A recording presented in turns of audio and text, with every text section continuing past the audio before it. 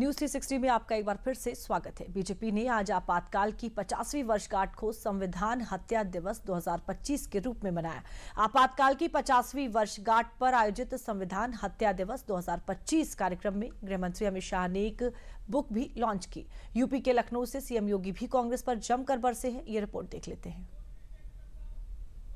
कई बार इतिहास सिर्फ घटनाओं को नहीं बताता है, वह नियत और नजरिए को भी उजागर करता है। बाबा साहेब आंबेडकर और संविधान निर्माता ने जो 2,67,000 शब्द बोलकर चर्चा कर संविधान का निर्माण किया था, वो सारी चर्चाओं का अंत इंदिरा जी ने, राष्ट्रपति जी ने आज आपातकाल की घोषणा की है। एक वाक्य बोलकर सारे संविधान के स्पिरिट को।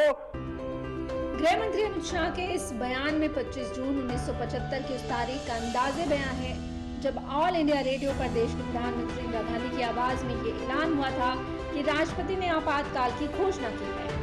गृह मंत्री अमित शाह ने इंदिरा गांधी के इस बयान को संविधान की आत्मा पर हमला करार देते हुए कांग्रेस पर जमकर प्रहार किया और आपातकाल की 50वीं वर्षगांठ पर संविधान हत्या दिवस कार्यक्रम में द इमरजेंसी डायरीज किताब का अनावरण किया। द इमरजेंसी डायरीज में आपातकाल के दौरान पीएम मोदी की यात्रा का जिक्र है।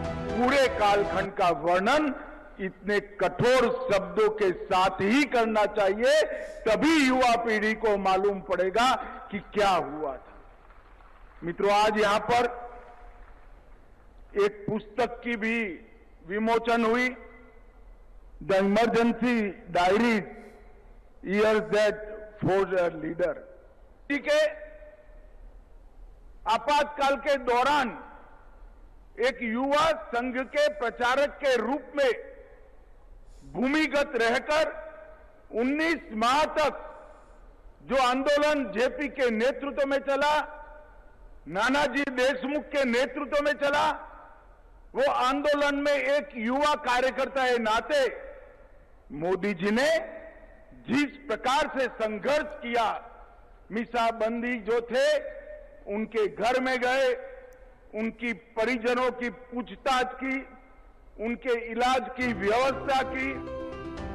गृह मंत्री अमित शाह ने आपातकाल के दौरान पीएम मोदी के संघर्ष को बयान करते हुए देश के युवाओं से आपातकाल पर आधारित इस पुस्तक को पढ़ने की अपील भी की।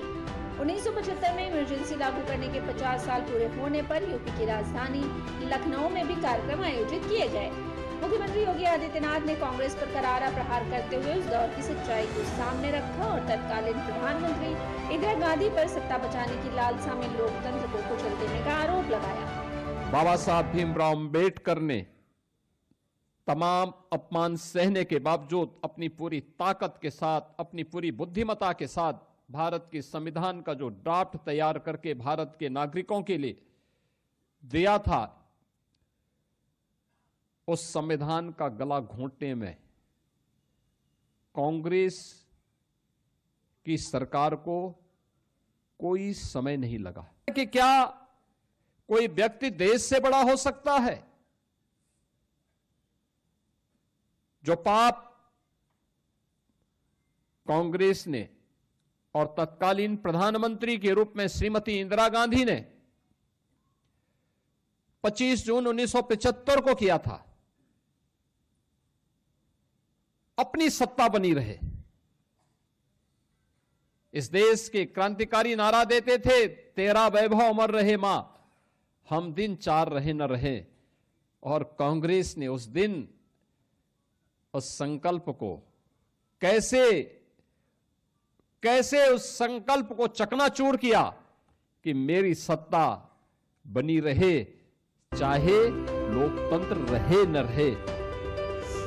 कार्यक्रम में आपातकाल के दौरान संघर्ष करने वाले नेताओं और सामाजिक कार्यकर्ताओं को भी याद किया गया। मुख्यमंत्री ने लोकतंत्र की रक्षा के लिए युवाओं से सजग रहने की अपील भी की। दरअसल 25 जून की आधी रात से लागू आपातकाल 21 मार्च 1977 तक जारी रहा। 21 महीने तक चलने वाला आपातकाल भारत के लोकतांत्रिक इतिहास में एक तानाशाही रवैया माना जाता है।